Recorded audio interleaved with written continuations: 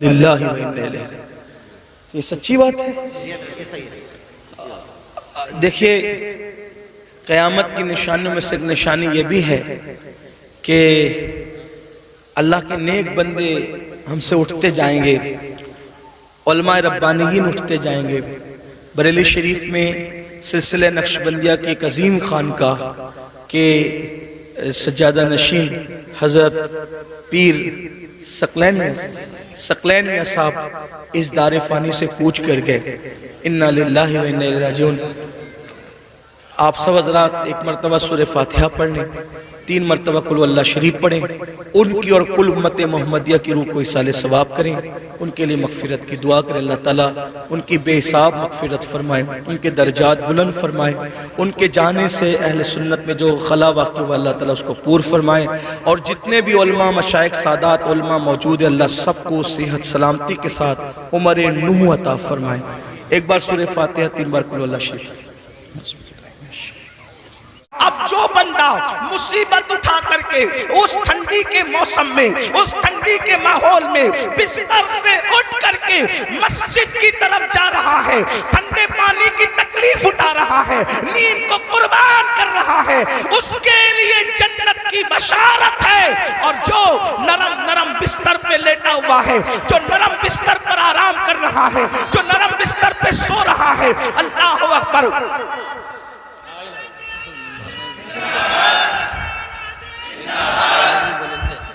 زندہ باد، ماشاءاللہ۔ کوشش کریں کہ نعرے کی بجائے میری بات سن لیں۔ بات یہ پوری ہو جائے دیکھ لینا۔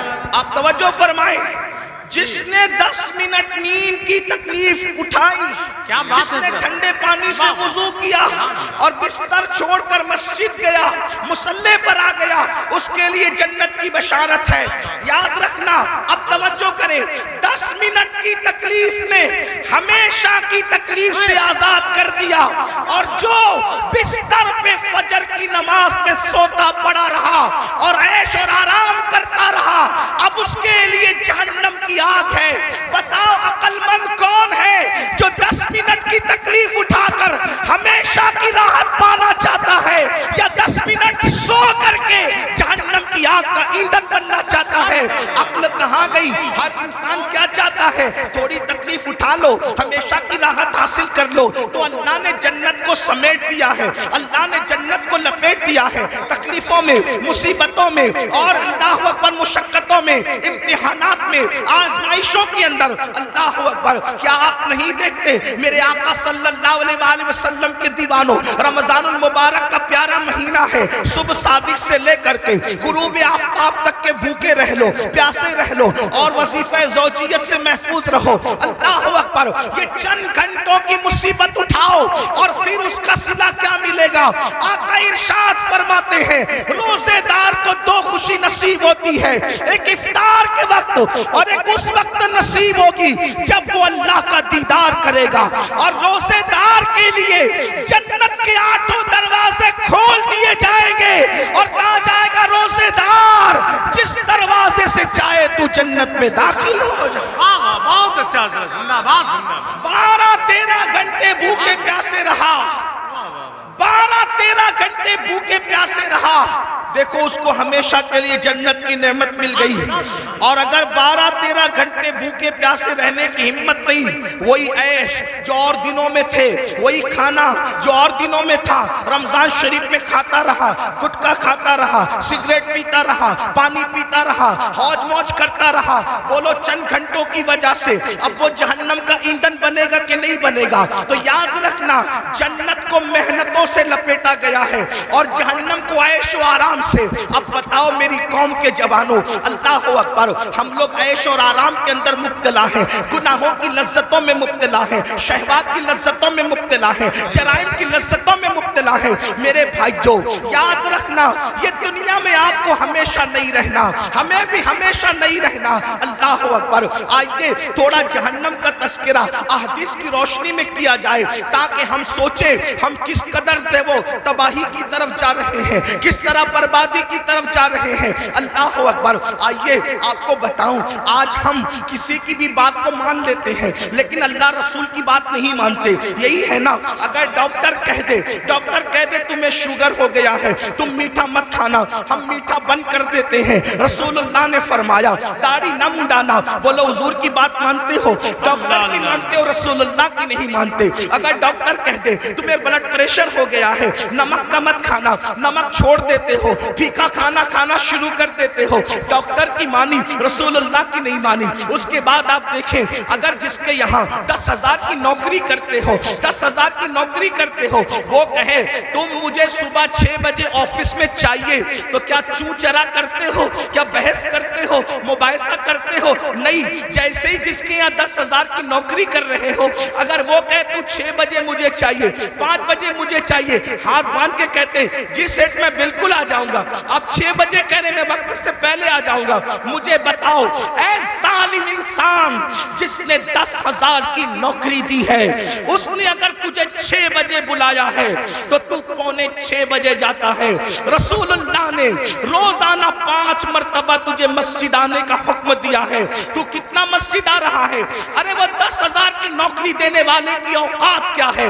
لیکن جس نے کہا کہ نماز میں میری آنکھوں کی ٹھنڈک ہے، اس رسول کی شان یہ ہے، قرآن ملا ان کی وجہ سے، رحمان ملا ان کی وجہ سے، اسلام ملا ان کی وجہ سے، ہر نعمت ان کی وجہ سے ملی۔ کتنا ظالم ہو گیا مسلمان! 10,000 کی نوکری دینے والے سے تو وفا ہے۔ کیا بات ہے؟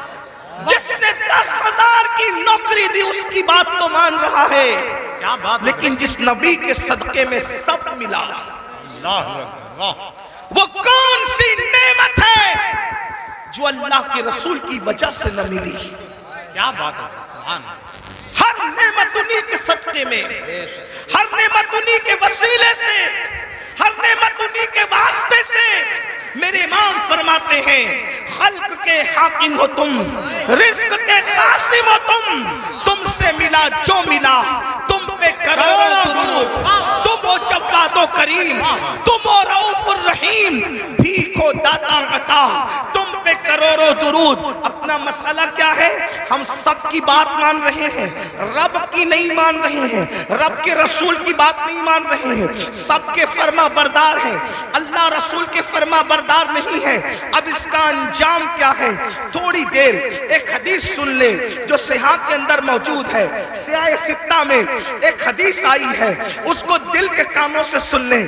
اگر اپنا بھلا چاہتے ہو، یاد رکھنا اتنا یقین ہے کہ مرنا ہے، اتنا یقین ہے موت آنی ہے، اتنا یقین ہے اللہ کو منہ دکھانا ہے، اتنا یقین ہے اللہ کی عدالت میں کھڑے ہونا ہے، تو سن لو میری قوم کے جوانوں، تم چاہو تو ماحول بدل سکتا ہے، تم چاہو تو انقلاب آ سکتا ہے، تم چاہو تو تبدیلی آ سکتی ہے۔ اللہ اللہ اکبر۔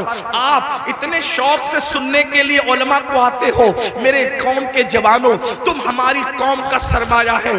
جتنی شوق سے سنتے ہو، اگر اتنے ہی شوق سے بدل بھی جاؤ، اتنے ہی شوق سے عمل بھی کر لو، پوری دنیا میں انقلاب آئے گا۔ صرف ہندوستان کا جوان پورے ملک کے انقلاب کے لیے کافی ہے، اور پورا ملک نہیں بلکہ پوری دنیا کے انقلاب کے لیے کافی ہے۔ میرے آقا علیہ السلام کے پیارے دیوانوں، آؤ، اگر اپنے آپ سے پیار ہے، اپنے آپ سے محبت ہے، اپنے آپ سے الفت ہے، تو ذرا دھیان سے اپنے نبی کا فرمان سنو، اپنے سچے نبی کا فرمان سنو، اپنے رب کا فرمان سنو۔ اللہ اکبر۔ یہ جو مضمون میں بیان کر رہا ہوں، یہ قرآن مقدس کی آیت مبارکہ میں بھی ہے اور حدیث میں بھی ہے، قرآن حدیث دونوں میں اس کا تذکرہ ہے جو مفہوم پیش کر رہا ہوں۔ اللہ اکبر۔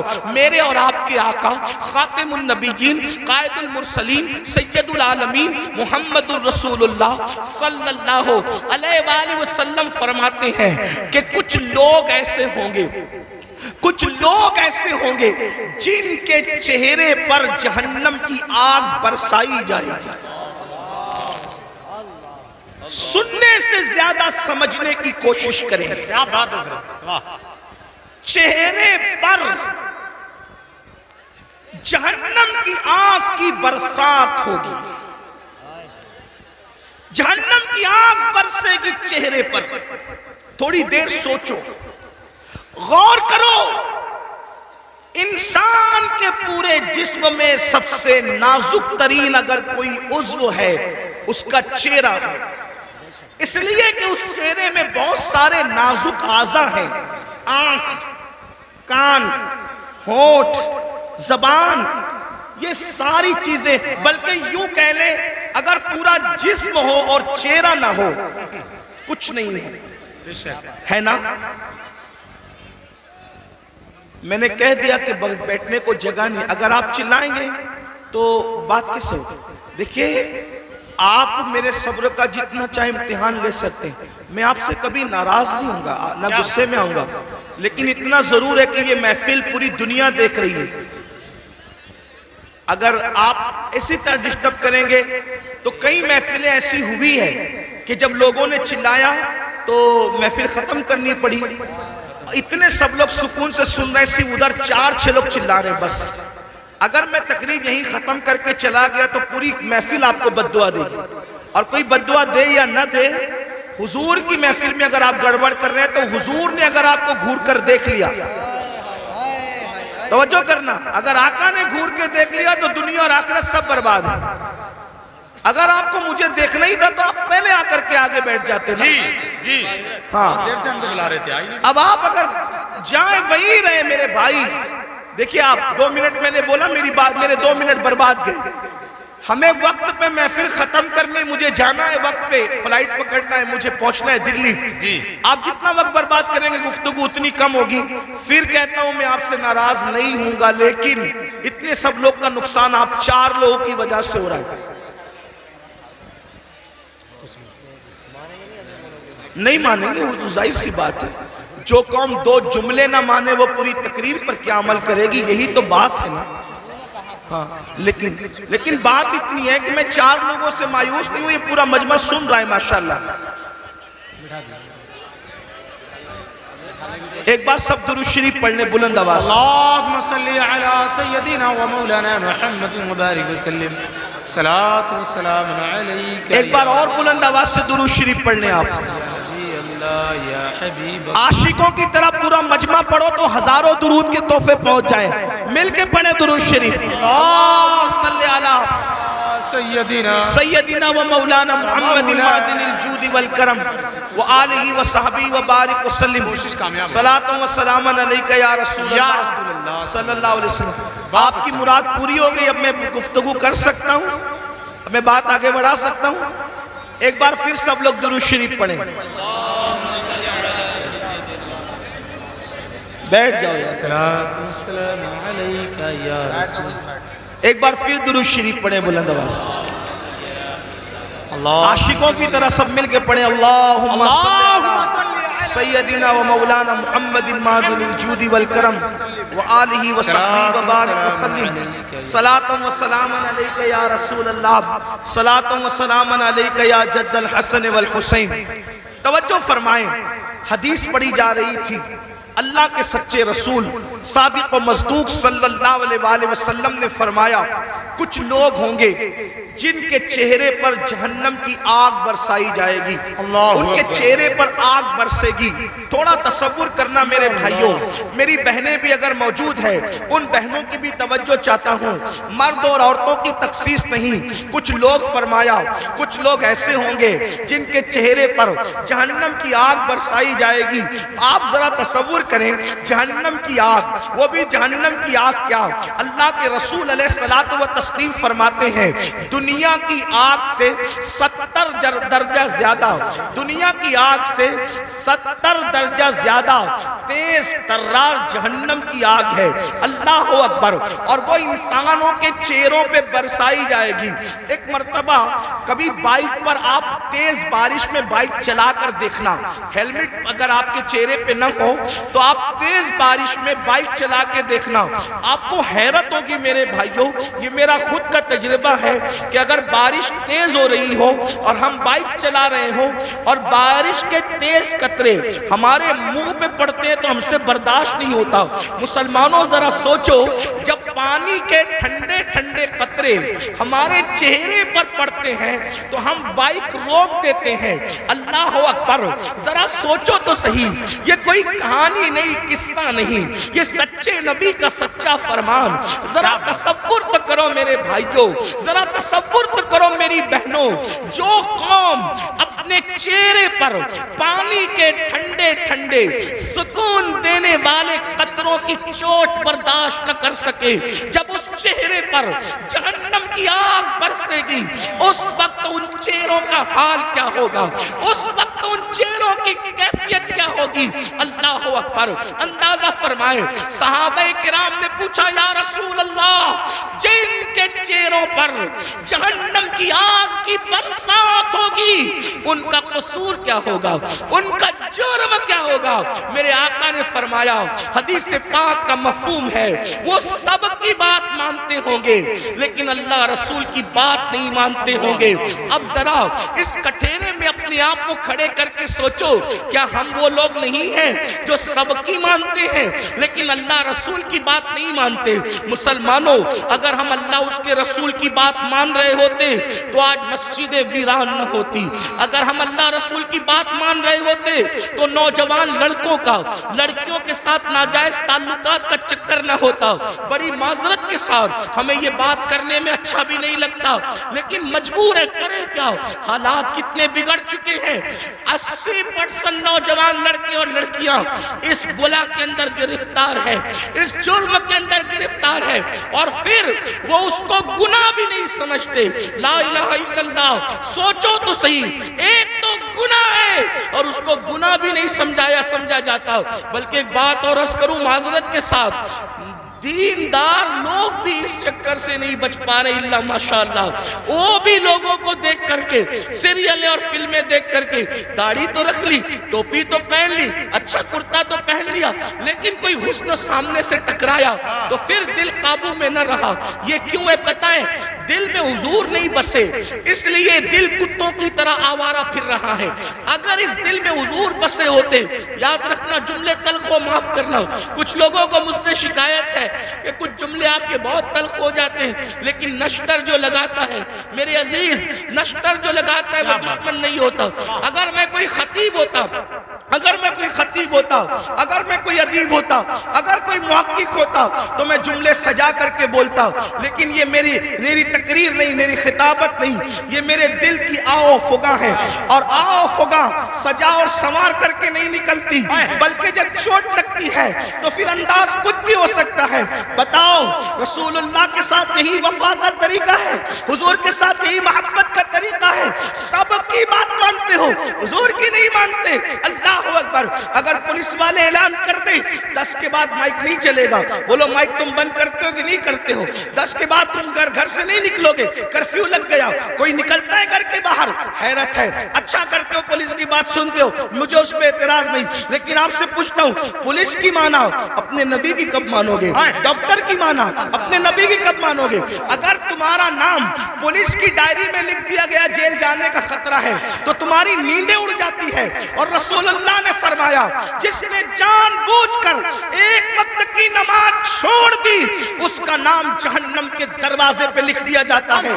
پولیس کے رجسٹر میں نام آئے تو تمہاری نیند اڑ جاتی ہے، جبکہ کوئی بھاری بھرکم آدمی لے جاؤ تو نام کٹ سکتا ہے، رشوت دے دو تو نام کٹ سکتا ہے، دباؤ لاؤ تو نام کٹ سکتا ہے، لیکن اللہ اکبر، جہنم کے دروازے پہ لکھا ہوا نام کوئی کارپوریٹر کٹوا سکتا ہے، کوئی عالم کٹوا سکتا ہے، کوئی رشوت کٹوا سکتی ہے۔ کون سے مسلمان ہو، تمہیں تو نیند بھی نہیں آنی چاہیے کہ ہمارا کیا ہوگا، ہمارا حشر کیا ہوگا، کہ ہمارا نام روزانہ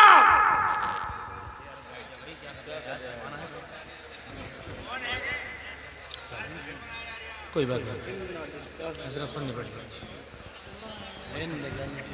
کوئی بات نہیں، حضرت خود نہیں بیٹھ روزانہ ایک دن میں 5 مرتبہ، ایک دن میں 5 مرتبہ ہمارا نام جہنم کے دروازے پہ لکھا جا رہا ہے، ہمارے بیٹوں کا نام جہنم کے دروازے پہ لکھا جا رہا ہے، ہماری بیٹیوں کا نام جہنم کے دروازے پہ لکھا جا رہا ہے۔ نیند کیسے آتی ہے آرام کی؟ نیند کیسے آتی ہے؟ ہنستا ہے مسلمان، یہ مولانا لوگ کا تو کام ہی ہے۔ مولانا کا کیا کام ہے؟ مولانا کی ذمہ داری ہے کیا بات ہے حضرت، حق پیش کرے، واہ سبحان اللہ، سچائی پیش کرے۔ بے شک، اگر آج تم ہم لوگوں کی باتیں نہیں مانو گے، جب آنکھیں موت سے بند ہوگی تب تمہاری آنکھیں کھلے گی کہ تم کر کیا رہے تھے۔ اس وقت تو روگے، اس وقت روگے۔ حدیث پاک ہے مردے پہ زندہ جو روتے ہیں اس سے زیادہ مردہ روتا ہے۔ آئے ہے، اس وقت مردہ روتا ہے، ہائے مجھے دنیا نے دھوکہ دیا، مجھے دنیا کے مال نے دھوکہ دیا، مجھے دنیا کے منال نے دھوکہ دیا۔ مگر اس وقت کا رونا کام نہیں آتا، فرشتے اس کو طنز کرتے ہیں ظالم۔ جب تجھے پکار پکار کر کہنے والے نصیحت کرتے تھے ہوش میں آ جا، سدھر جا، سنور جا، اس وقت تو نہیں سدھرتا تھا۔ ابھی تو گھمنڈ تھا مال پر، ابھی تو گھمنڈ تھا آل پر، ابھی تو گھمنڈ تھا لمبی کاروں پر۔ قرآن کہتا ہے لا تنس نصیبک من الدنیا، قرآن کہہ رہا ہے او مال و منال پر گھمنڈ اور غرور کر کے اللہ کو بھولنے والوں، دنیا سے اپنے نصیب کا مت بھولو، سوائے کفن کے اس دنیا سے تم کچھ ساتھ نہیں لے کر جاؤ گے۔ کیا بات ہے، بے شک، کفن بھی کفن، کفن بھی جسم پر اسی وقت رہے گا، اللہ راضی ہے تو، ورنہ وہ کفن بھی جہنم کی چادروں میں سے ایک چادر بن جائے گا، آگ کی چادروں میں سے ایک چادر بن جائے گا۔ دنیا کو دیکھتے دیکھتے تم کیوں آوارگی کر رہے ہو؟ ان کے یہاں مرنے کے بعد اٹھنے کا کوئی تصور نہیں ہے۔ جو قوم آوارگی کرتی ہے وہ سوچتے ہیں مرنے کے بعد ہمیں آگ میں ڈال دیا گیا، قصہ ختم ہو گیا۔ ہمارے یہاں قصہ ختم نہیں ہوتا، پیدائش سے قصہ شروع نہیں ہوتا، موت پہ قصہ ختم نہیں ہوتا۔ بلکہ ایک بات کہوں، ہمارے مذہب میں جو اللہ رسول کا وفادار بن جائے اس کے لیے دنیا جتنی خوبصورت ہے اس سے زیادہ خوبصورت اس کی قبر ہے، اور اس سے زیادہ خوبصورت میدان محشر ہے، اور اس سے زیادہ خوبصورت اس کی آخرت ہے۔ وجہ یہ ہے کہ دنیا میں اتنا لمبا سفر کرو تو صرف گنبد نظر آتا ہے، اور قبر میں جاؤ تو گنبد والے محمد الرسول اللہ کا جلوہ نظر آتا ہے۔ نعرہ تکبیر، نعرہ رسالت، نعرہ حیدری، فیضان غوث اعظم، مسلک اعلی حضرت، زندہ باد زندہ باد۔ اس لیے میں اپنے جوانوں سے کہتا ہوں کہ حج کو جانے سے جتنی خوشی ہوتی ہے اس سے زیادہ خوشی مر جانے میں ہونا چاہیے، کہ حج کو جانے پہ کعبہ نظر آتا ہے، مر جانے پہ کعبے کا کعبہ نظر آتا ہے۔ ارے زندہ باد زندہ باد۔ میرے امام کہتے ہیں قبر میں لہرائیں گے تا حشر چشم نور کے، جلوہ فرما ہوگی جب طلعت رسول اللہ۔ کیا مقام ہے قبر کا، لیکن کس کے لیے؟ وفاداروں کے لیے، زانیوں کے لیے نہیں، سود کے دھندے کرنے والوں کے لیے نہیں، عورتوں پر پاپ کی نظر ڈالنے والوں کے لیے نہیں، نرم نرم گدوں پہ لیٹ کر کے زنا کی فلمیں دیکھنے والوں کے لیے نہیں، اپنے مال کو حرام کاموں پہ خرچ کرنے والوں کے لیے نہیں، اپنے مال سے کسی پہ ظلم کرنے والوں کے لیے نہیں، اپنے مال سے فرعون اور فرعونیت جیسے دعوے کرنے والوں کے لیے نہیں، اپنے مال کے غرور میں مسجدوں کو ویران کرنے والوں کے لیے نہیں، علماء کا مذاق اڑانے والوں کے لیے نہیں، علماء کو حقیر جاننے والوں کے لیے نہیں، دین کا مذاق اڑانے والوں کے لیے نہیں۔ جو نبی کا وفادار ہے اس کی قبر جنت کے باغوں میں سے باغ ہے۔ حضور آئیں گے اور قبر جگمگائیں گے، سوچو تو صحیح، اللہ اکبر، حضور کہاں آئیں گے نہیں آئیں گے کوئی گارنٹی نہیں ہے، لیکن وفادار وفادار کی قبر جگمگانے کے لیے ضرور تشریف لائیں گے. کتنی خوبصورت ہے مومن کی موت. میرے امام کہتے ہیں جان تو جاتے ہی جائے گی قیامت یہ ہے. اب یہاں مرنے پہ ٹھہرا ہے نظارہ تیرا. تو عرض یہ کر رہا تھا ان کے چہروں پر آگ کی برسات ہوگی جو سب کی سنتے تھے, اللہ رسول کی نہیں سنتے تھے. بتاؤ مسجد آباد کرنے کا حکم کس کا ہے؟ اللہ اس کے رسول کا حکم ہے. سود سے حرام سے بچنے کا حکم کس کا ہے؟ اللہ رسول کا ہے.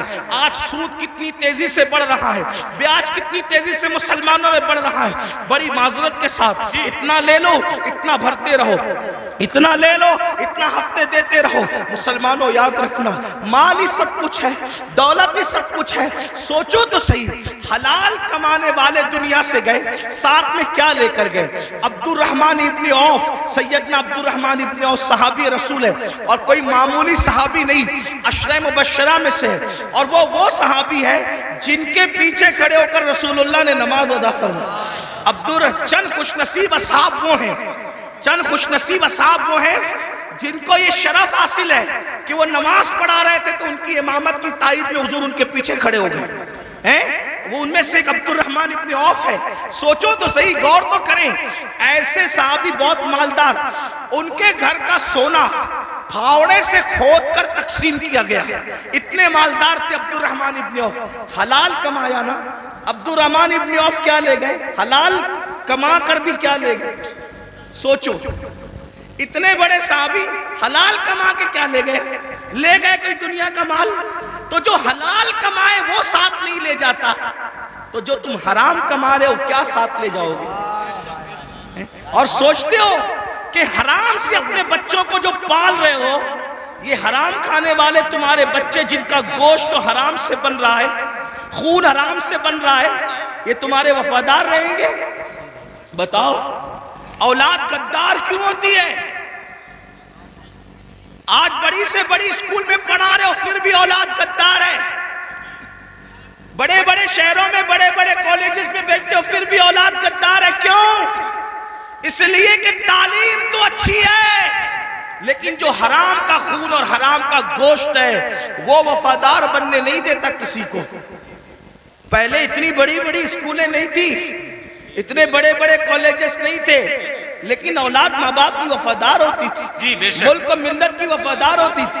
بھائی اولاد کی وفاداری غذا کی بنیاد پہ ہوتی ہے, کالجز اور عمارتوں کی بنیاد پہ نہیں ہوتی. کالجز اور عمارتوں کی بنیاد پہ نہیں ہوتی. ایک واقعہ سنیں, بہنیں بھی موجود ہیں ان کی توجہ چاہتا ہوں. آپ نے سن رکھا ہوگا حضرت ٹیپو سلطان, جی بڑا مشہور نام ہے ہندوستان میں, یہی تو اپنی پہچان ہے. ہم جیسے بہادر, ہمارے جیسا کوئی بہادر نہیں. وجہ جن کی عقلوں پہ پتھر, جن کے مذہب میں پتھر, جن کے عقیدے میں پتھر, وہ کیا بہادر ہو سکتے ہیں؟ بہادر تو وہ قوم ہے جس کے پاس قرآن ہے, جس کے پاس زندہ رحمان کا عقیدہ, جس کے پاس, ارے ہم سے زیادہ بہادر بھی کوئی ہوا ہے؟ ہمارا نبی اتنا طاقتور ہے کہ زمین پہ کھڑے رہ کر اشارہ کرے تو چاند ٹکڑے ہو جائیں. بڑے سے بڑا بہادر کاغذ کو اشارے سے ٹکڑے نہیں کر سکا. اشارے سے تو کاغذ بھی ٹکڑے نہیں ہوتا. اپنے نبی کی طاقت کا اندازہ لگاؤ, ان کے اشارے سے چاند ٹکڑے ہو گیا. طاقت ہمارے یہاں ہے, قوت ہمارے یہاں ہے, اور پھر ہمارے یہاں صدیق اکبر جیسا بہادر, فاروق اعظم جیسا بہادر, عثمان غنی جیسا بہادر, علی مرتضیٰ فاتح خیبر جیسا بہادر کہ کبھی زنجیر ہلتی ہے کبھی در کانپ جاتا ہے. علی کا نام سن کر اب بھی خیبر سبحان اللہ, زندہ باد. صلاح الدین ایوبی جیسا بہادر ہمارے اندر ہے, طارق بن زیاد جیسا بہادر ہمارے اندر ہے, نور الدین زنگی جیسا بہادر ہمارے اندر ہے. یہ بہادروں کی ایک فہرست ہے ہمارے پاس. تو ٹیپو سلطان بھی بڑا بہادر. جب تک سلطان زندہ تھے انگریزوں کی ہمت نہیں ہوئی کہ کہہ سکے کہ بھارت ہندوستان ہمارا ہے. جب سلطان کی شہادت ہوئی تب ان کو ہمت ہوئی کہ آج سے ہندوستان ہمارا ہے. آپ کیا سمجھتے ہیں؟ یہ بات بھی بتا دوں, بہادری کب آتی ہے؟ اور بزدلی کا بات جی عشق رسول انسان کو بہادر کرتا ہے بے شک اور گناہ انسان کو بزدل کرتا ہے. سچ ہے یہ حق. جب تک مسلمان عاشق رسول تھے سچے بہادر تھے، جب سے گناہ کرنے لگے بزدل ہوئے. اب سائے سے بھی ڈرتے ہیں، چھپکلی سے بھی ڈرتے ہیں، کتوں سے بھی ڈرتے ہیں. اسی لیے تو کتے تمہیں ڈرا رہے ہیں. کیا اشارہ ہے. جب تک تم کتوں سے نہیں ڈرتے تھے بہادر تھے، کتوں میں ہمت نہیں تھی تمہیں ڈرانے کی. جب سے تم گناہ کر کے بزدل ہوئے، چھوڑ دو رات میں گندی فلمیں دیکھنا. بستر پہ پاپ کی فلم دیکھنے کی بجائے مصلی پہ رو کے دیکھ. جیسے اصحاب کہف کے پیچھے کتا تم ہلا کے چلا تھا، اب بھی کتے تیرے پیچھے تم ہلاتے ہوئے نہیں. نعرہ تکبیر، نعرہ رسالت، نعرہ حیدری، مسلک اعلی حضرت. مراد آباد والوں، ہندوستان میں رہنے والے کتے بہادر نہیں ہوئے، تم بزدل ہو گئے. بزدلی سے نکلو، کتا پھر کتا ہے. میں کسی کو نہیں کہہ رہا ہوں، میں تو کتوں پہ بات کر رہا ہوں. امید ہے کہ مراد آباد کے کتے اگر پاس میں بیٹھ کے سن رہے ہیں تو ان کو برا نہیں لگنا چاہیے. رامپور کے کتے اگر یہاں کہیں سن، ان کو برا نہیں لگنا چاہیے. جب وہ چند جوان، توجہ کریں کتے دم پیچھے کیسے ہلاتے ہیں. چند جوان، پاکیزہ جوان، متقی جوان، پرہیزگار جوان جب اپنا ایمان بچانے کے لیے دقیانوس کے خوف سے گھر سے نکلے تو وہ چپکے سے رات کو نکلے تو پیچھے کتا بھی ہو گیا. ان جوانوں کو خوف ہوا، کتوں کا کام بھونکنا ہے، اگر اس نے بھونک دیا بھونکے گا یہ، پکڑائے گا ہمیں. اس جوان نے پتھر اٹھایا، کتے کی طرف مارا. کتے نے پیچھے کے پیر پہ کھڑے ہو کے آگے کے پیروں کو ہاتھ کی شکل دی اور اللہ سے کہا مجھے زبان دے تاکہ تیرے وفاداروں سے میں بات کر سکوں. اور پھر